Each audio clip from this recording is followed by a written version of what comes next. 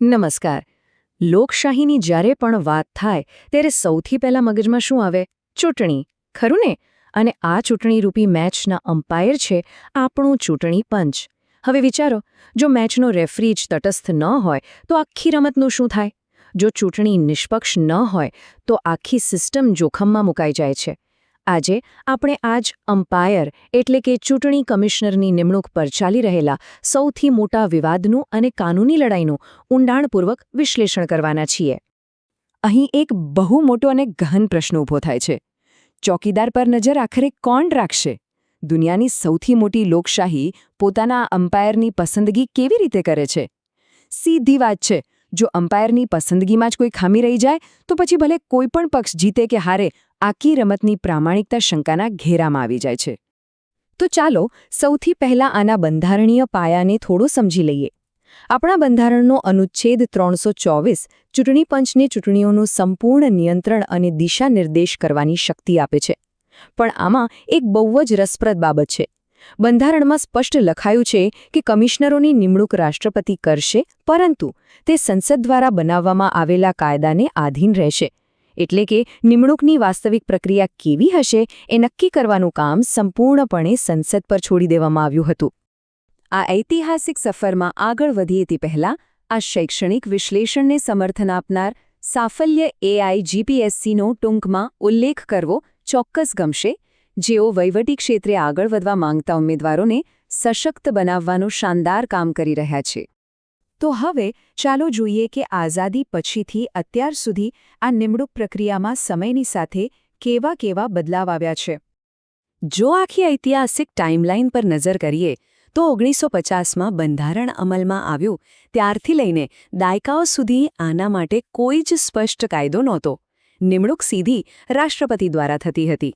1991માં એક કાયદો ચોક્કસ આવ્યો, પણ એ માત્ર પગાર અને સેવા શરતો પૂરતો જ મર્યાદિત હતો. પ્રક્રિયા તો એ જ રહી. પછી આવે છે 2023ની શરૂઆત, જ્યાં સુપ્રીમ કોર્ટનો એક ઐતિહાસિક હસ્તક્ષેપ જોવા મળ્યો અને તેના જ જવાબમાં 2023ના અંતમાં સંસદે એક નવો જ કાયદો પાસ કરી દીધો. હવે આના પરથી એક વસ્તુ એકદમ સ્પષ્ટ થઈ જાય છે. દાયકાઓ સુધી સંસદે કોઈ કાયદો બનાવ્યો જ નહીં. પરિણામે નિમણૂક પ્રક્રિયા સંપૂર્ણપણે કેન્દ્ર સરકાર એટલે કે કારોબારીના હાથમાં રહી ગઈ. કાયદા મંત્રાલય નામ સૂચવે, વડાપ્રધાન નક્કી કરે અને રાષ્ટ્રપતિ ઔપચારિક મોહર લગાવે. આના કારણે થતું એવું કે શાસક પક્ષ દ્વારા મોટાભાગે નિવૃત્ત અમલદારોની જ પસંદગી થતી અને સ્વાભાવિક છે કે આનાથી સંસ્થાની સાચી સ્વતંત્રતા પર વારંવાર પ્રશ્નો ઊભા થતા રહ્યા. આ જ કારણસર જ્યારે લાંબા સમય સુધી આ કાયદાકીય શૂન્યાવકાશ રહ્યો, ત્યારે આખરે 2023માં સુપ્રીમ કોર્ટે આ મામલામાં પોતાનો ઐતિહાસિક હસ્તક્ષેપ કર્યો. સુપ્રીમ કોર્ટે એકદમ સ્પષ્ટ શબ્દોમાં કહી દીધું કે ચૂંટણી પંચ સંપૂર્ણપણે સ્વતંત્ર હોવું જ જોઈએ. અનૂપ બરનવાલ વિરુદ્ધ યુનિયન ઓફ ઇન્ડિયા કેસનો આ જ મૂળભૂત આધાર હતો.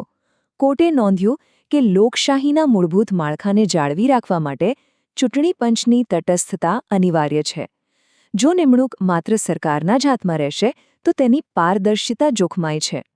અને આ જ પારદર્શિતા લાવવા માટે સુપ્રીમ કોર્ટે જ્યાં સુધી સંસદ નવો કાયદો ન બનાવે ત્યાં સુધી એક જબરદસ્ત વચગાળાનો ઉકેલ આપ્યો. તેમણે એક એવી સમિતિ બનાવી જેમાં 3 સભ્યો હતા. પહેલા વડાપ્રધાન, બીજા લોકસભામાં વિપક્ષના નેતા અને ત્રીજા ખુદ ભારતના મુખ્ય ન્યાયાધીશ. જરા વિચારો, આ કેટલું સંતુલિત હતું.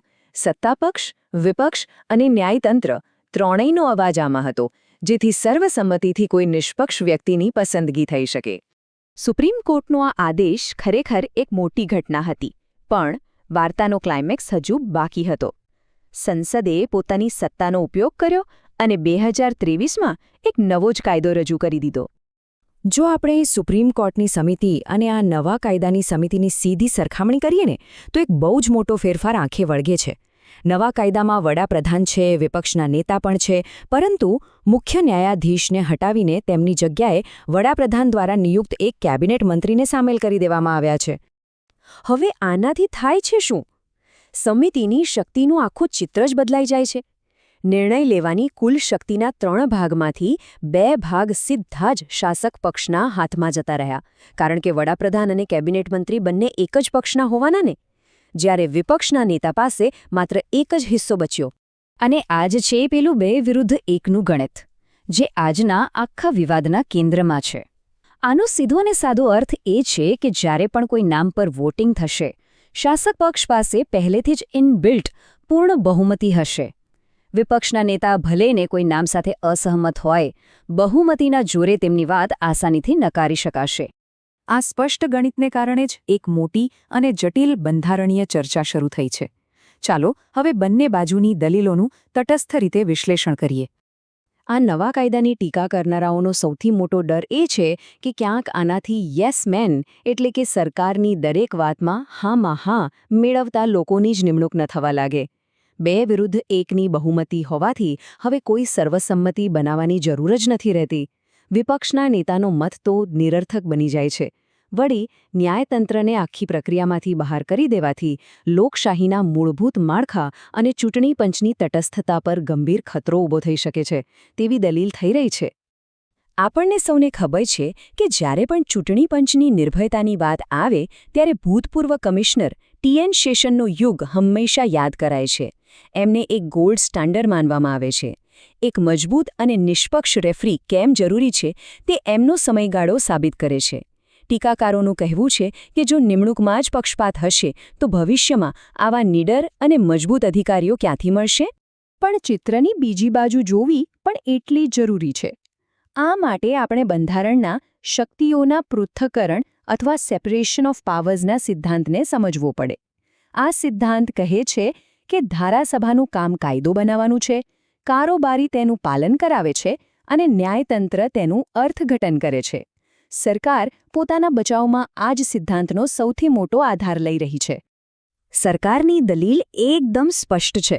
એમનું કહેવું છે કે ભાઈ કાયદો બનાવવાનો સંપૂર્ણ અધિકાર તો સંસદનો જ છે.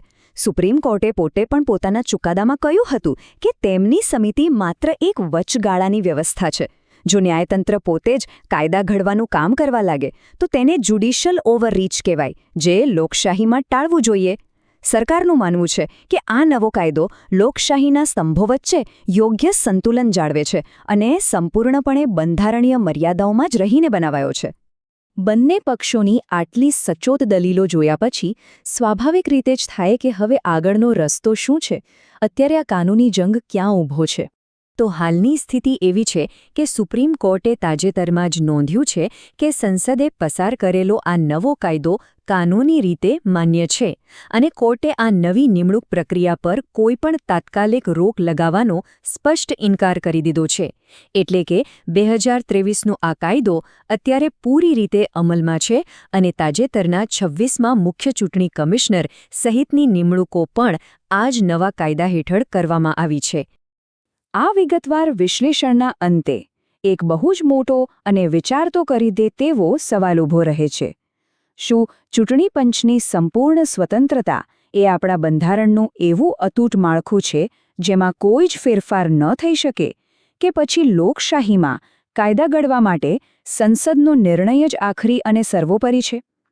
આ એક એવું નાજુક સંતુલન છે જેના પર આપણે લોકશાહીનું ભવિષ્ય ટકેલું છે અને તેના પર સતત નજર રાખવી ખૂબ જ જરૂરી છે. આજના આ વિશ્લેષણમાં જોડાવા બદલ ખૂબ ખૂબ આભાર.